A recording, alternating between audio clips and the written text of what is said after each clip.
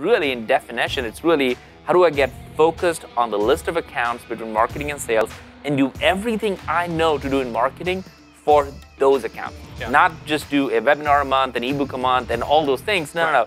We're going to do a webinar for the 10 accounts that we want to close. Yeah. We're going to write an ebook for that industry because that industry matters to us. And even though there are 5, but those are $1 million deals, we better work on those. Yeah. Right? So really look at all the different strategies that we have as marketers and push it down and say, how can we make this available for the accounts that our sales teams want to close? Absolutely. That's account-based marketing. Yeah.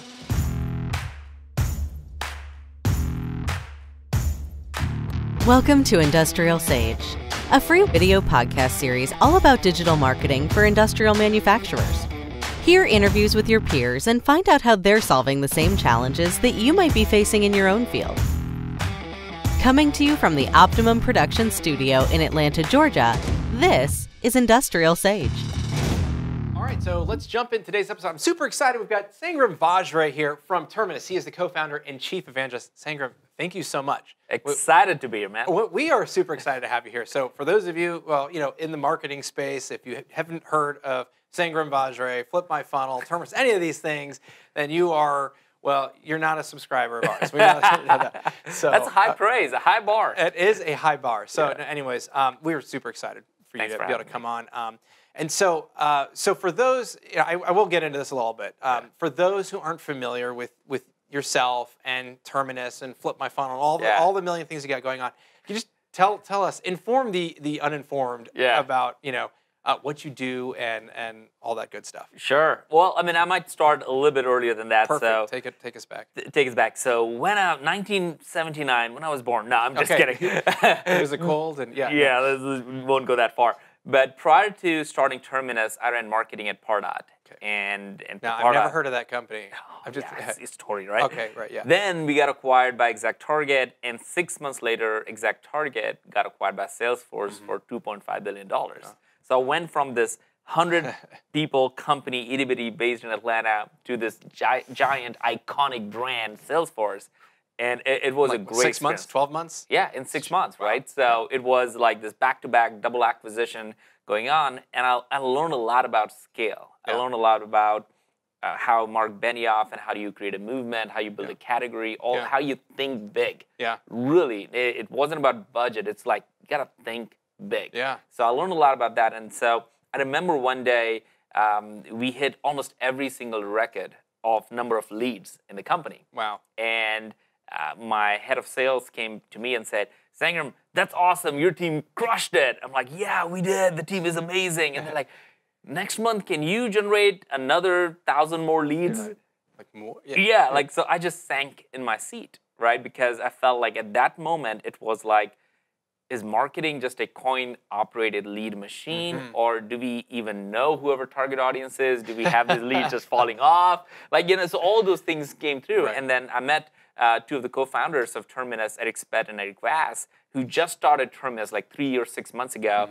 And we just restructured, co-founded Terminus, and with this problem that we wanted to solve, which is no longer focus on leads, let's focus on accounts, revenue, and those kind of things. So really, Terminus is an account-based platform that helps marketers and companies get in from the right accounts they want to sell. And FlipMyFunnel is a community that we built around this problem, not talking about the product, but the problem. I love it. So, all right, for those who aren't familiar with account-based marketing, what's the basic tenets? Like, what's this all about? There's a lot of jargon out there, and there's a lot. I wrote the very first book on account-based marketing. Somebody wants to go, they can go to Amazon and look for it. But to simply define it, it is focused B2B marketing and sales. And I say that with a lot of respect to everybody, because I feel people think, well, that's what we do. No, people don't do that. Most organizations have marketing and sales kind of in siloed. And I don't want to talk about alignment, because that's like, okay, well, you're not like brothers and sisters trying to align. Right. You need to work as one team, otherwise your company is going to just be out of the picture. Yeah, it's just 100% right. I've seen this over and over again. And marketing needs to really recognize that if you look at the sales team, the title of the salespeople is what? An account executive. Not a lead executive, and account executives. So they're always focused on accounts. So marketing needs to get behind and then say that we're not just going to give them leads, we're going to give them the right leads and the accounts they care about. So really, in definition, it's really how do I get focused on the list of accounts between marketing and sales and do everything I know to do in marketing for those accounts. Not just do a webinar a month, an ebook a month, and all those things. No. We're going to do a webinar for the 10 accounts that we want to close. We're going to write an ebook for that industry because that industry matters to us. And it's, even though there are 5, but those are $1 million deals, we better work on those. Right? So really look at all the different strategies that we have as marketers and push it down and say, how can we make this available for the accounts that our sales teams want to close? Absolutely. That's account-based marketing. Yeah. That makes sense. So it's taking those personas and those feels and saying, hey, this is, instead of just kind of like, hey, we're going to spray and pray, right? Yeah.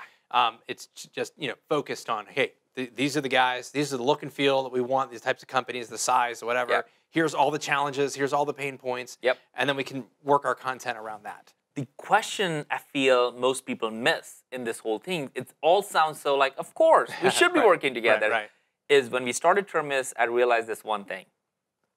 There is a number called sales and marketing efficiency. And that's what you have to report on the financial statements of a company.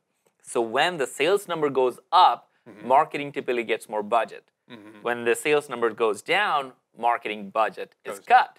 Right? So this is just connected to each other. So as much as ICP and target, all that sounds right, it's the mindset for the marketing team to recognize that if we don't make our sales team successful, we're fired. We're gone. It's a mindset that it's not like, oh no, we do brand building and we do events and amazing stuff. That's all great as long as the revenue numbers are going up. The day they go down, this doesn't matter. Yeah. No, you're 100% right. So you had we're talking about this post you put just like the other day. So who knows when you're watching this? So it could be, last year. But you had this great post, and I think it was hilarious. But it's super true, and it's hard truth. Yeah. What was that post?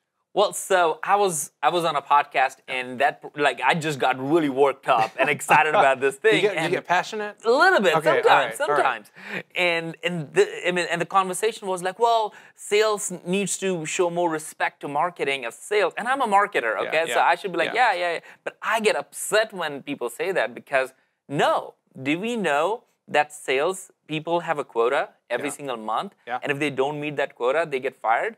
Like, do we recognize, have empathy for that? That's why they work on, they have a sense of urgency. Marketing can go on like, hey, we're going to go on an offsite for 2 days and come up with a campaign, right? They don't have the luxury to do it. So what I said in that post, which seems to just go crazy, was that marketers have never been punched in the face. Marketers get a budget handed to them saying that here is X thousand or $1 million. Go build brand, go drive leads for your sales team. They don't have to earn it.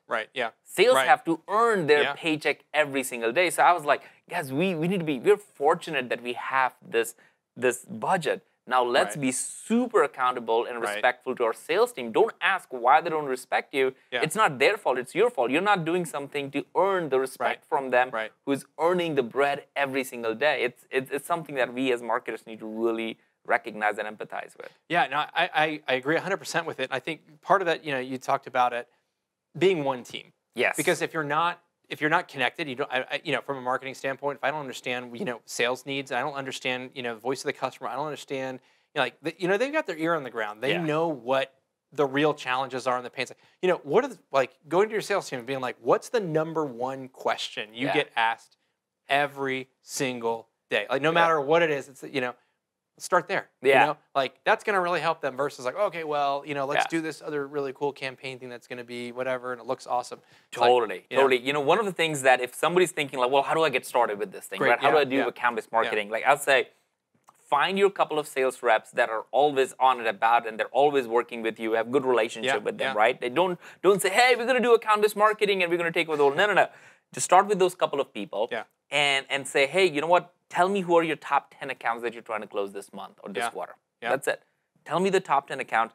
Do what you are doing. I'm going to give you air cover through either advertising, through direct mail, through events in those locations, or maybe create content really just for those 10 accounts. Just tell me who they are. see what happens. And as soon as they see engagement and interest in it, they're going to tell every single person on the sales team, like, these guys are awesome. We need to work with. We need everyone's account on it. So I think people can start with account-based marketing at a much one-to-one level with the reps that they have good relationship with, and then expand to everybody else, as opposed to, I think that's the biggest mistake I've seen. This sounds so good to do. People are just like, let's just throw away leads and we're just going to do ABM all day long. No, you can't really change the entire organization overnight. You have to show success. You have to show you're going to learn. You're going to make mistakes. You're not going to have the results you want as quickly as you want. So you need to kind of hinge all of your bets around that. So start with the best sales reps that you have a relationship with, and then you can show success with them, and they will be the people who will be sharing with everybody else. Yeah, absolutely. Then, you scale it. Right? You scale. Hey, well, this worked over here, and let's go. I love the analogy you said. It's kind of, you got like air cover. You think of like maybe military terms or whatever. And you got a team. And you got teams that have all their different specialties on there. It's no different. We've got, you've got, maybe got a sales team, but you got sales, and then you've got marketing there. It's like, how can, you've got a product team. Like, you got all customer success. Exactly. Right. So that all needs to be aligned, saying, hey, together as a whole, this is where we're going to go, or even, or a chunk of it, and focus on it. So I think another big challenge is that, hey, you have a budget, right? And it's never what you want it. I haven't talked to one marketer that's like, I got everything I wanted. Like, this is amazing. Like, never happens. So, it's a big challenge. How do you focus? Like, where do you put the dollars to be able to get that? And here's the other thing. How do you unlock more revenue or more budget? And you talked about that, a little bit before. 100%. Like, I think most marketers or most organizations put marketing in a demand gen box. And the reason they put it in a demand gen box is because marketers, they just feel like that's what they could do, generate more leads, create more brand, newsletter, email, whatever, demand gen. But what I've noticed, quite honestly, in the last 4 years of just being and working on ABM as a strategy is actually the money is, no matter what, the color of money is still green, right? So if you can work on pipeline velocity, which means when a deal says, hey, I'm ready to buy from you or your competitor, right? At that time, if marketing can provide that air cover to them, sales is going to be all over it. Your CFO, CEO, everybody is already looking at those deals. So imagine as marketing saying, hey, we're going to give air cover to the accounts that are in our pipeline. And or let's say accelerate those, right? Even if you accelerate by a month or a week, I mean, that's like millions at the end of the day, right? And the second strategy is customer marketing. A lot of companies have more than one products to sell. So you already know the customer. You already have built trust. They already have relationship there. You already understand their pain points. Now let's just start doing more upsell and cross-sell. I like to call it upserving them because you know so much more about them. That's ABM. So ABM helps marketers to really go beyond the demand generation box and get into more of the business outcomes. And again, that helps from a career perspective. I think that's just good. Absolutely. No, it makes a lot of sense. You were looking at other, it's more of a, how do I put this? It's more of having that real business discussion. We're providing real value of like, look, there's nothing wrong with, brand is super important. It's very important. Got to have it, right? But at the end of the day, these are businesses. And it's all about the P&L. Right? So like what we're doing, we have to show what we're getting out of that. And then it. I interviewed somebody on the FlipMyFunnel podcast, Tim Kopp, who was the CMO of ExactTarget when they went public and then got acquired by Salesforce. And Tim shared something that I'll never forget. He said that, look, brand drives demand. 100%. Like if you have great brand, you think about Salesforce, you think about all these big companies that have great brand. But don't confuse that with the fact that if you're starting off and you have no credibility internally, you can't build brand. You need to build the basic blocking and tackling around things, and ABM allows you to do that. Once you get to a point that you actually are able to create trust with your sales counterparts, then you start building brand, because that's when you can charge premium for it, right? You can get into this bigger deals and things like that. So that is, to your point, I love that you brought that up. It's super important, but you can't do that without having sales marketing working as one team, as you said. No, exactly, 100%. All right, I got a quick question for you. So a previous interview, so we had Shanadeep Modak he was the Chief Marketing Officer for North America for Schneider Electric. He was in the previous episode. or one of the previous episodes, not exactly sure when these are going to release. So probably, right? Yeah, it's awesome. I'm just talking to people. I don't know when they're going to go live. I don't know. They're just, yeah, exactly. So we were talking about the one of the top challenges for chief marketing officers, specifically in the industrial manufacturing space. Yeah. What are you seeing? Oh, the top challenges for CMOs, I feel it really goes back to just trust. Yeah.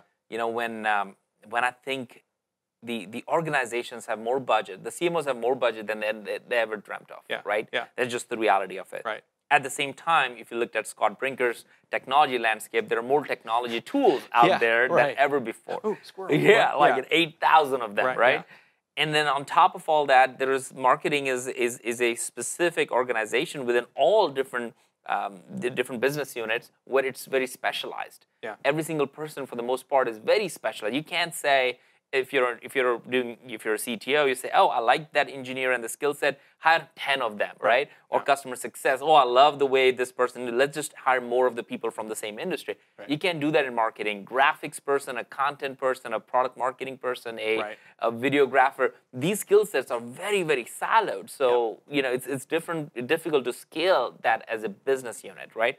So the biggest thing a marketing organization or CMO needs to do is build trust. And build trust with not only the sales team, but also the product team, and make sure that that's happening. Your CEO, there's always something going on that everybody points to the CMO to go fix. Hey, our brand is not good enough. CMO, fix it. Hey, our sales numbers are down. CMO, where are the leads? Yeah, right? Oh, people don't know what our brand positioning is, right? Maybe we need to go and do something else. CMO, what's going on the press releases, right? So you are under fire all the time on all different things. So the best thing you can do is build trust. And I think the best way to build trust is to over-communicate on, here are the things we're doing, but more importantly, here are the things we're not doing. And I think I've learned that being at Pardot, Salesforce, Terminus, all these things is like, by sharing openly, transparently, what am I doing and what I'm not doing because of these reasons is so important. Yeah. It's so important. Oh, it makes a lot of sense. No, that's great. So to kind of like ping pong a little bit. Yeah. So for those, and you kind of talked about it a little bit before, like how to get started with ABM. But, with manufacturing, a lot of challenges they have is that, well, a couple different things. A real big thing is there's a lot of fear about, kind of making shifts, getting into digital is like a whole, like, I don't know. And then the other piece is really, sometimes you have multiple audiences. So for example, a lot of these guys are selling through like channel partners or, distributors or something. So you're not necessarily selling directly to the end user, right? Or you have to, we got to kind of like sell the channel partner on like working with us, and then we got to sell the end user, but through or over or all that stuff.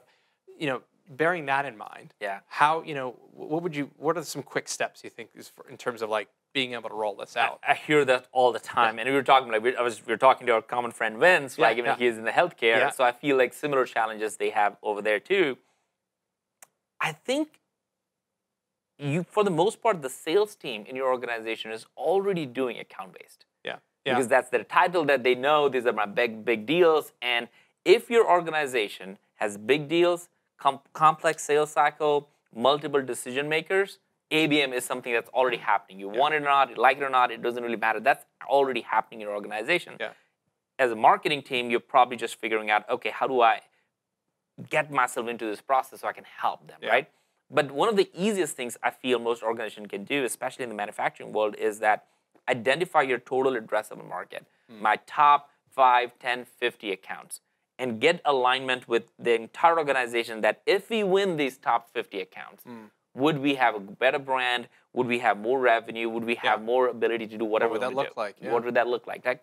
You'd be surprised how few organizations know what their total addressable market looks like. Everyone feels like, the whole world is my customer. No, you're not selling a Nike shoe. You're selling a very specific high-value mega deal size. There are probably 100, 200, 300, 400 companies. Right. But that's it. Right. You'll be surprised when you ask your internal organization. That's a challenge for everybody, is that go and find out what your total addressable market really looks like. And once you know that, figure out who you want to go after, tier them up, tier 1, tier 2, tier 3, who you want to go after. I think all those strategies come out later, but who are you going after? Really? That, that's a big part. That makes sense. Well, listen, I've really appreciated this. This has been awesome. I feel like we could probably go for hours. Yeah, we could just talk about this forever. But, as we're kind of wrapping up, is there anything else you'd like to leave with our audience? Any little tips or anything that's on your heart? Yeah, on my heart, like a punch in the face thing. Yeah, right. I feel that marketing is a discipline where you get to change emotions of people, right? So we have been given this responsibility to do that. And it really matters how seriously we take that. And it's, as much as we talked about accounts and leads and all these different things, it's all going to fall flat if you don't have a good story to tell, right? Yeah. So I think the number one thing that I pride on ourselves, or what we've tried to do at Terminus and FlipMyFunnel and all those things, and the companies I look up to, if you really think about that, they're amazing storytellers. Yeah. So my challenge to everybody is that, what's your story? Come up with a story that makes sense to you, that makes sense to your customers, and tell that story in a way that's going to make them emotionally charged up for you.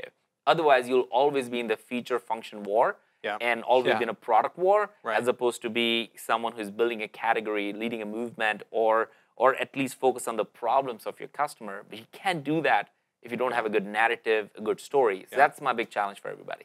Love it. Storytelling. Yeah.